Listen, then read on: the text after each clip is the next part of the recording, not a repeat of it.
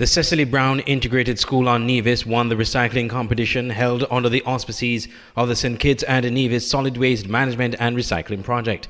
The announcement was made at the awards ceremony of the competition held at the Kuna Conference Center in Fort Lands on Thursday, attended by students and teachers of some of the 33 schools across the Federation that participated in the competition, which ran for several weeks. The competition was administered by the Taiwan Technical Mission in collaboration with the Ministry of Environment.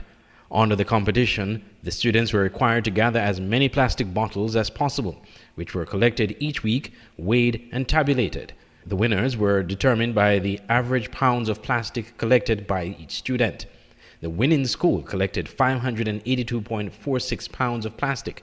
With a student population of 26, each student would have collected an average of 22.40 pounds. In second place was another Nevis school, the Violet O. Jeffers Nichols Primary School, that collected 1,156.48 pounds of plastic, an average of 17.26 pounds per student, of their student population of 67. Third place went to the St. Kitts Seventh-day Adventist Primary School, which collected 3,564.94 pounds of plastic, an average of 12.51 pounds per student of their 285 student population. With that result, the Seventh-day Adventist School collected the prize for the most bottles in pounds collected on St. Kitts, and the Charlestown Primary School, with 1,519.01 pounds, topped the schools on Nevis. Taiwan Ambassador, His Excellency Michael Lin, said he is excited in seeing the enthusiasm among the children who participated in the competition, as it has been an educational experience. Throughout the competition, a total of more than 16,000 pounds of plastic bottles have been recycled in less than 1 month. So you can imagine how many waste that were produced here just in these two islands. This is such an impressive achievement, and every student participating in this competition has done a great job. I believe this competition has been the most memorable and educational experience for all the students. And I trust that you will share this experience with your family, your parents, your grandparents, and your children in the future. Environment Minister Dr. Joel Clark stressed that making St. Kitts and Nevis a sustainable island state would only happen with the participation of the nation's students. And this is exactly what we have to do. Collaborate as Ministries of Environment and Education, and collaborate with our students. I want to encourage us, and as I close, I want to encourage us to bring someone along. Circular economy or zero waste economy, where we take all of the garbage out of the landfill, is never going to happen in my lifetime. But in our students' lifetime, they are going to see it. And St. Kitts and Nevis is going to be a better place, not just now, but in the future, because as adults, we created that environment for our students to thrive. And that's what we have to think about. What are we doing now so that the students of today can have a wonderful St. Kitts and Nevis? A total of 16,650.64 pounds of plastic bottles were collected by all the participating schools. That's an average of over 3 pounds of plastic bottles collected by each student. Also in attendance at Thursday's awards ceremony were other officials from the Taiwanese Embassy and the Taiwan Technical Mission staff, representative of the solid waste management agencies of both islands, officials from the Ministry of Environment, and officials from the Federal and Nevis Ministries of Education. Andre Huey, SKN Newsline. The answer to the simple question of how many passports have been approved under the Citizenship by Investment (CBI) program remains elusive. While local news media have been asking about this in the context of the administration's professed pursuit of transparency and accountability and have not been able to get a direct answer, an international news media entity in the United Kingdom quotes a figure of 36,700 passports approved under the St. Kitts and Nevis CBI program. When SK Newsline questioned Prime Minister Drew at his 7th November press conference about whether or not the stated figure in the UK article is correct or not, and to indicate how many passports he has approved since taking office, the Prime Minister said he was awaiting an audit of the program. In terms of giving you an exact number, and I'm encouraging you to write to the CIU and to have a formal meeting with them. But again, because this information is sensitive, I cannot speak to it until I have all the data. I know sometimes it's frustrating, but until that is completed and we made the changes, because our first thrust was to upgrade the program, make sure all the necessary security measures are in there so that we say to our international partners in the UK, in the EU, or wherever they are, that St. Kitts and Nevis is serious about that. And as we continue to do the audit and make sure that we get a specific number so that when I speak, it is because the auditors said to me, Mr. Prime Minister, this is our result. Of course, a major program like this needs some time to properly audit it, but we are definitely going to, on our way, we have asked already. We have asked our international partners to help us to find the right persons who can help us to do this. While statistics on the Citizenship by Investment Program remain unavailable to the St. Kitts and Nevis public, and while it is said that CBI contributes significantly to the economy and to social intervention programs, the inability of officials to provide even basic statistics raises important questions. Glenn Bart reporting for SK Newsline.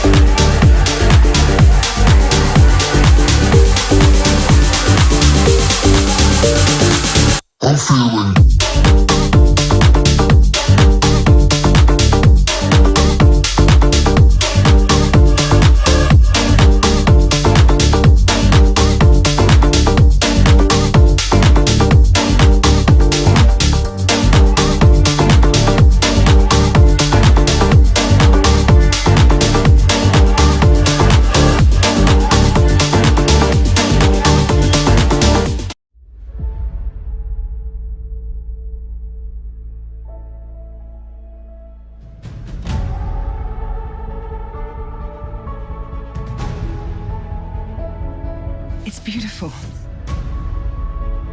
He took one look at you and the angels started singing. Another wonderful day. What would you say about staying here for a few months or like a year, just so that we can be together again and just live and love and laugh and have fun and breathe?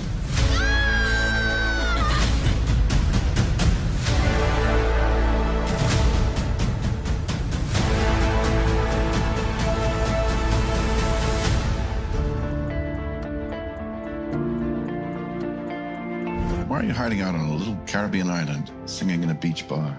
When I came here, I was at peace, and I never left. This is the beating heart of Nevis. This is what grounds me, what feeds my soul. It's where I found myself. I hope your life here will be full of joy. Love this island, my son. She will give you more than you can imagine.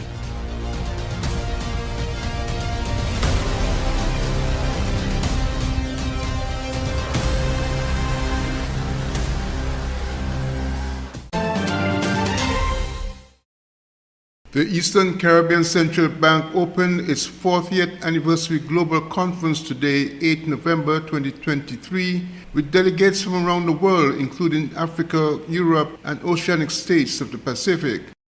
Addressing an audience of banking officials, financial service officials, and central banking officials, the Eastern Caribbean Central Bank Governor Timothy Antoine spoke of the conference's theme, trends and vision for countries of the Eastern Caribbean Council Union, as he commented on the risk posed by climate change as well as the need for digital transformation in the ECCU financial sphere.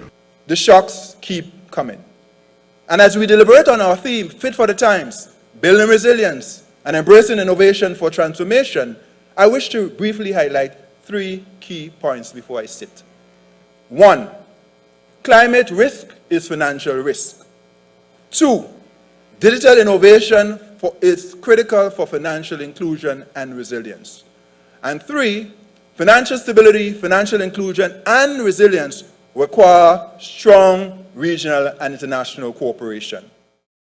Secondly, digital innovation is critical for financial inclusion.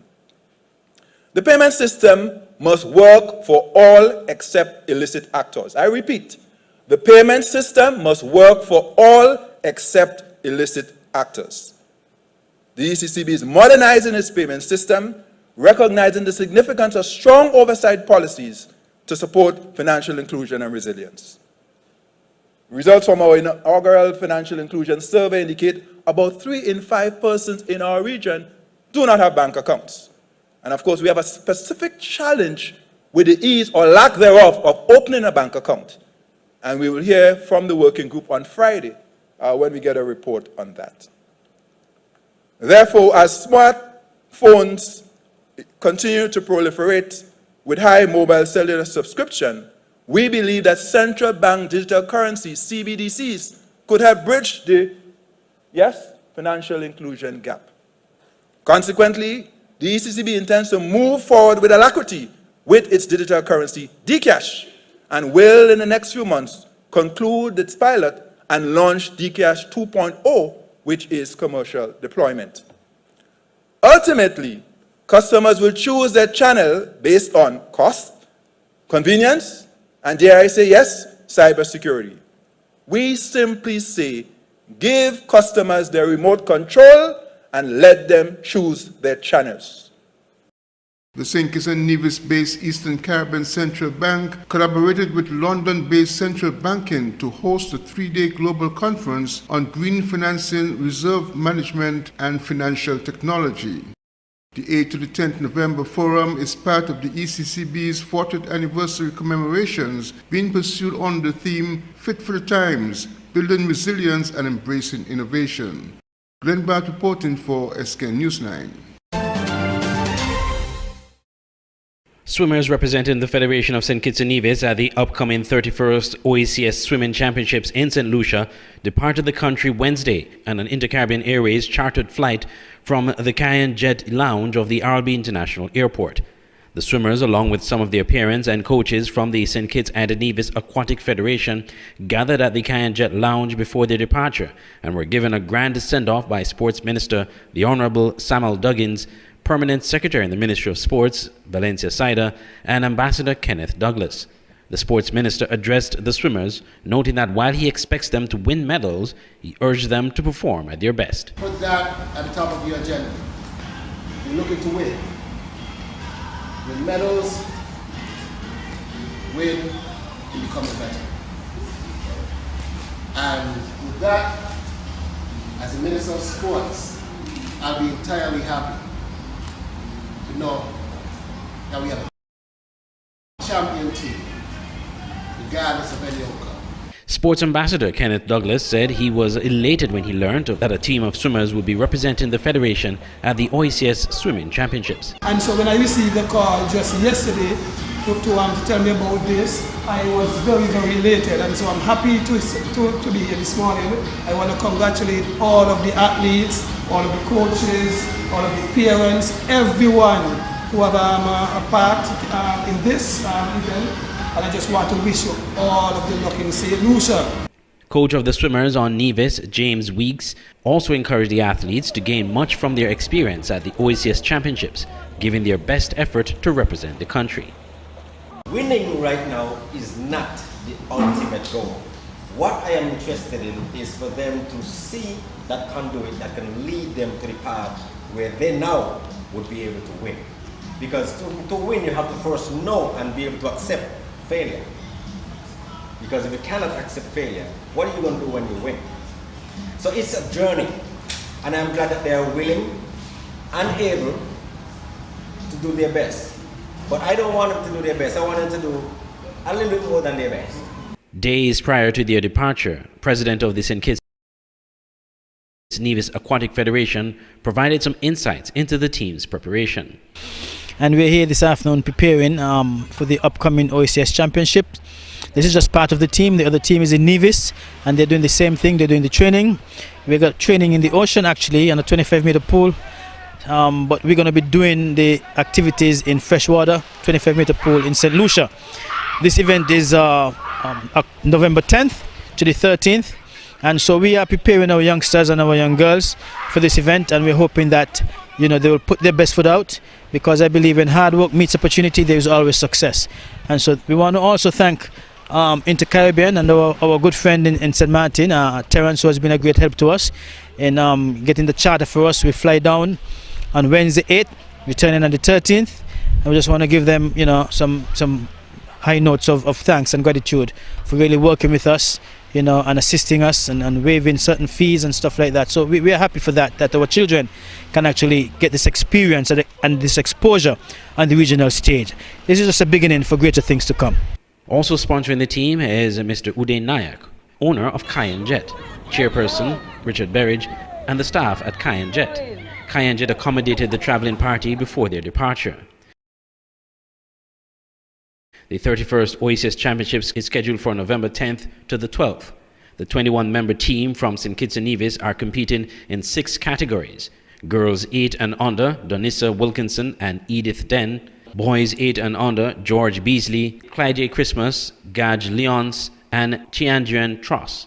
In girls aged 9 to 10, Relea Lewis and Marley McDaniel. In boys 9 to 10, Grayson Burrell, Valentino Esposito, Nahum Polias, and Saulo Saheli. Girls 11 to 12, Giselle Connor and Skylar Connor. Boys 11 to 12, Nazanu Shiverton, Ornery Pemberton, Austin Williams, and Justin Williams. Boys 13 to 14, Troy Nisbet. Boys 15 to 17, Jonathan Essien. And girls 18 and over, Jennifer Hardin Marlin.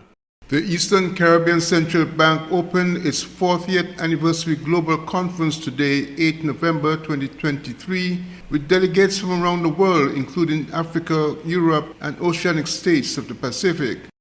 Addressing an audience of banking officials, financial service officials, and central banking officials, the Eastern Caribbean Central Bank Governor Timothy Antoine spoke of the conference's theme, Trends and Vision for Countries of the Eastern Caribbean Council Union, as he commented on the risk posed by climate change as well as the need for digital transformation in the ECCU financial sphere.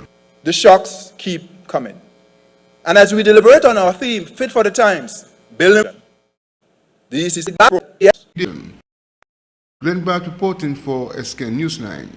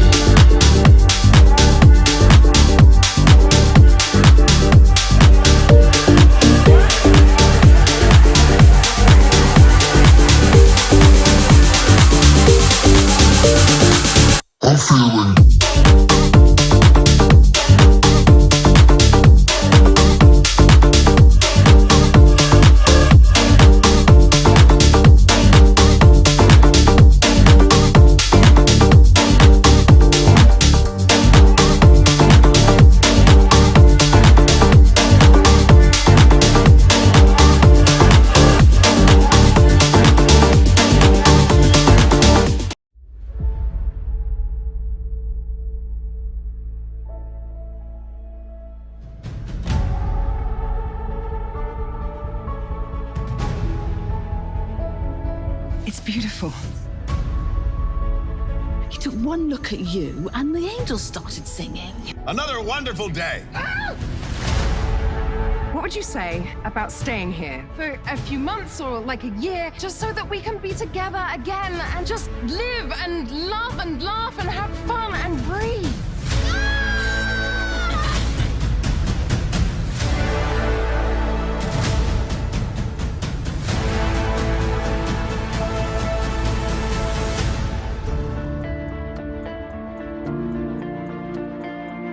Why are you hiding out on a little Caribbean island, singing in a beach bar? When I came here, I was at peace, and I never left. This is the beating heart of Nevis. This is what grounds me, what feeds my soul. It's where I found myself. I hope your life here will be full of joy. Love this island, my son. She will give you more than you can imagine.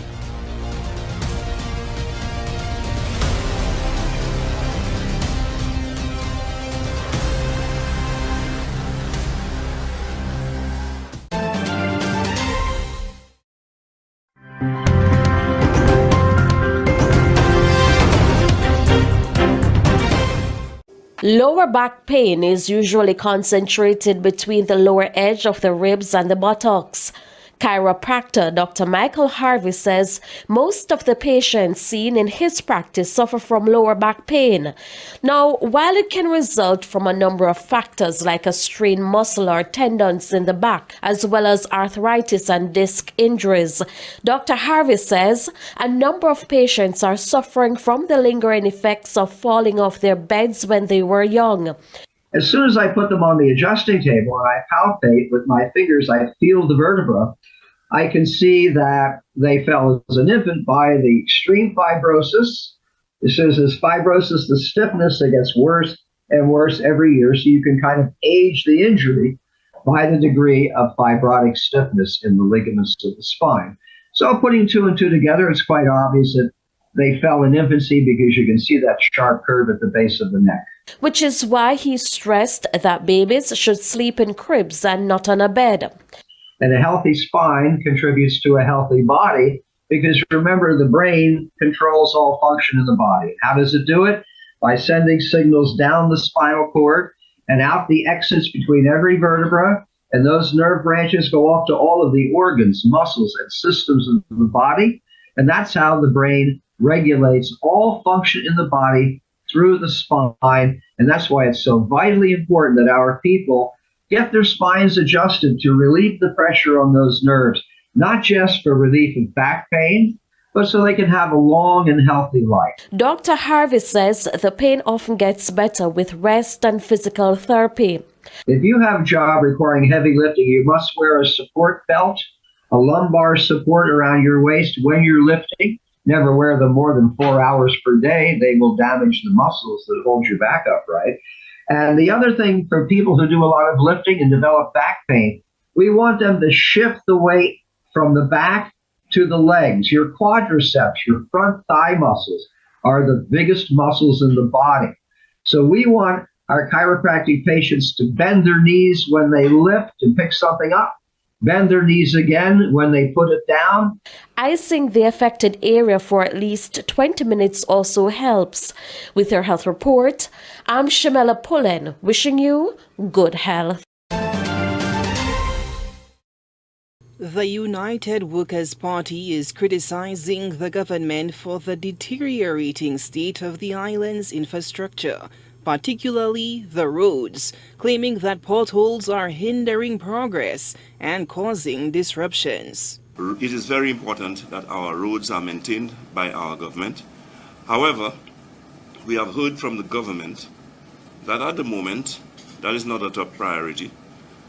Next year will be the year of infrastructure. So St. Lucians will have to endure those bad road conditions, the vehicles being destroyed, parts having to be replaced, and to go through the inconvenience and time wasting that is caused by the deplorable road conditions. United Workers' Party UWP PRO Leonard Spider-Montoot is criticizing the St. Lucia Labour Party SLP government for what he argues is its apparent lack of prioritization in road repair and maintenance. The last administrations were attempting to upgrade the roads. They said that people do not eat roads. That, of course, is a summary, a synopsis of their concern, their regard, and their assessment of the value of having and maintaining the roads in this country.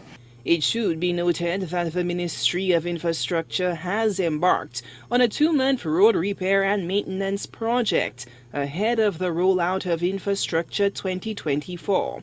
However, the opposition is unimpressed and is demanding more. Then we move to the other road networks, like the Castries-Grosile Highway. And what is happening there? I mean, the road is deteriorating like some side road. There's something about maintenance. If you maintain the roads, then you have less to spend in the long run. United Workers' Party UWP Deputy Political Leader Guy Joseph underscored the crucial significance of a well-maintained road network. He called out Infrastructure Minister Stephenson King for what he perceived as a deviation from the pressing issue of road repairs. Today we are seeing roads are much worse than how Bel Air was. We have not heard one word from the Minibus Association. In fact, what we have seen is a diversion from the issues of road network. Because what started as a conversation with the minister about the road network has turned into a conversation and a discussion about relations between minibus drivers and young women or young girls. And that is shameful. The pressure continued to mount as the United Workers' Party political leader, Alan Chasney, weighed in on the matter. Cruise ships are going to have an impact on two major road arteries. West Coast Road, Millennium Highway, and going up north to Rodney Bay.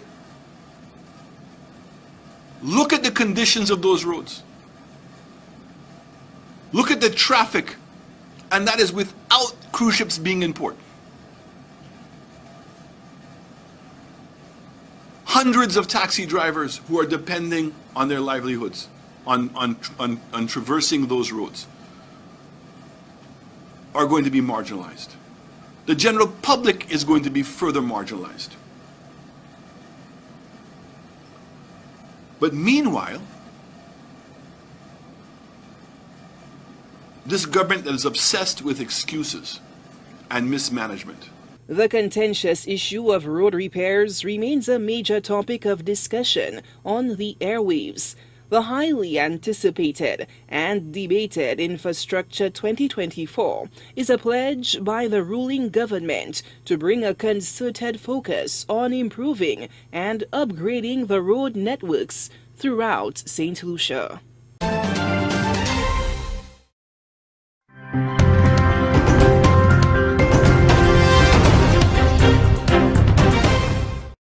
World leaders and heads of aid groups have met in Paris to discuss getting humanitarian aid to people in Gaza.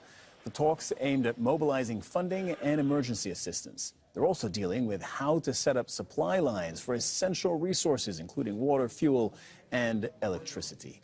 Caroline Genez is the Belgian Minister of Development Cooperation in Major Cities. You're joining me live from Brussels, Minister. I have a press statement in my hands that says Belgium is also increasing its aid. Yes, we will provide us an additional supply of 2 million euros, and that brings our total aid, humanitarian aid to the Palestinians this year, 2023, at 22 million euros. So you're calling for a number of things. Again, I'm reading from the statement here, but you're calling for a number of things. I'd like to take them one by one. One is Belgium is calling for the opening of other border crossings, not just Rafah. Yes, I think it's very clear. You have mentioned the humanitarian catastrophe. There is no water, no supplies, no medicines, no food. So it's very, very critical that as much humanitarian aid as possible can enter into Gaza. And I've been informed that on a usual day before October 7th, there were 500 trucks necessary to supply what Gazans need. And now we have seen like 600 trucks coming in by Rafah since October 7th. So the catastrophe and the suffering is disproportionate and is inhuman. So there are 3 border crossings into Gaza from Rafah, the one that opens up once in a while from Egypt, but there are 2 more from Israel at Erez and Kerem Shalom, and we'd like to call also the Israeli government to open up these border crossings for extra humanitarian aid, because people are suffering inside the Gaza Strip. It's Israeli hostages who are suffering, but it's also ordinary Palestinian citizens, a lot of children that are suffering a lot. And I think it's important that more humanitarian aid gets into the Gaza Strip. And there are many, many people, whether it's people, countries, or aid agencies that would agree with that position. But Israel isn't exactly listening, is it? So, you know, it's one thing to call for more humanitarian aid, call for more border crossings to be opened. What do you do if then Israel just says no, which essentially it has been saying?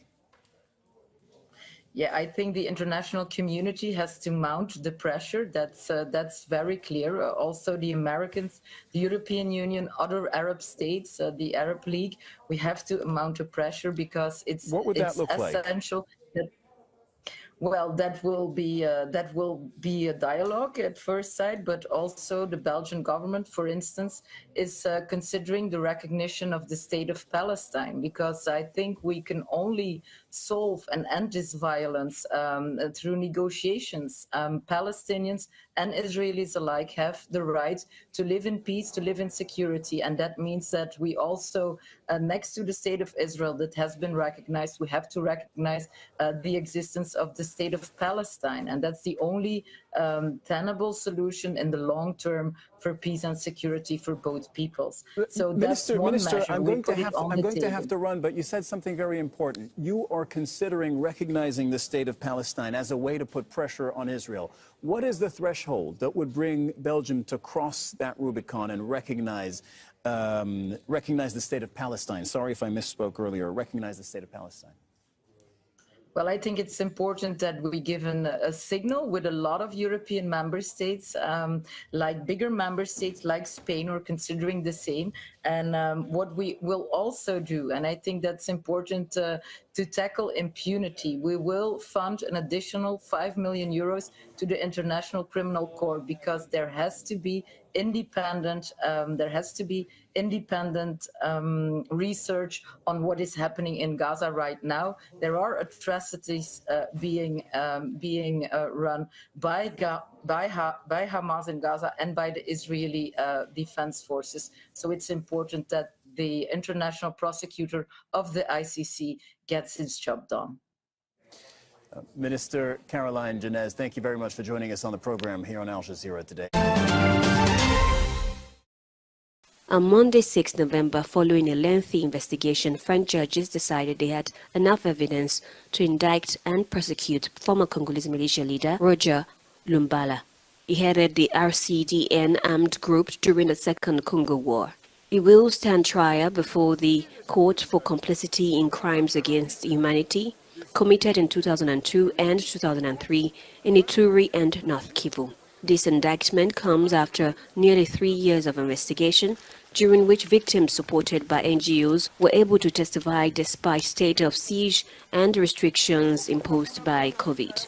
20 years after the trauma, victims have left their villages to travel to France and tell investigators about the executions, rape, and looting they experienced during the Murderous Erase and Board campaign. This was an operation carried out in late 2002 and early 2003 in the final months of the Second Congo War by the armed group and its allies to take control of the territories in the east of the DRC. The testimony gathered by the French investigators, which began in early 2021, has been added to the existing documentation, in particular the United Nations mapping report, which documented hundreds of massacres committed between 1993 and 2003 in the DRC.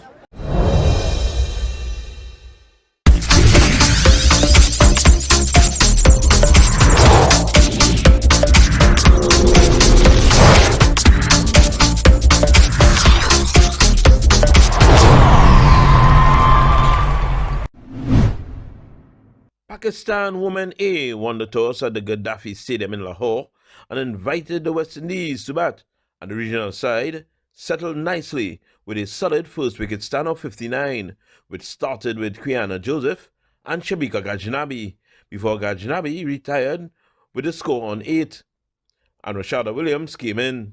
This ended in the 11th over when Joseph departed for 35. Ghaznavi returned and fell in the very next over for 10. And when Captain Williams was dismissed in the 15th over for 18 with a score on 71, the rails came off the West Indies innings. At the end of 20 overs, their score was 97 for 6, with only 4 batters getting to double figures. Ramin Shamim and Quimia Sohail were Pakistan's best bowlers, both taking 2 for 17 in 4 overs. Although the West Indies had early success in defence of the small total, when Ayman Fatima was out in the 3rd over for 5 with a score on 10, the host cruised to victory. Pakistan reached the target in 15.5 overs for the loss of only 2 wickets.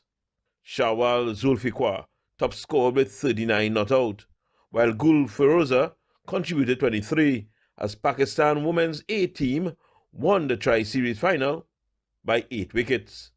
Wayne Cunningham, TTT Sport.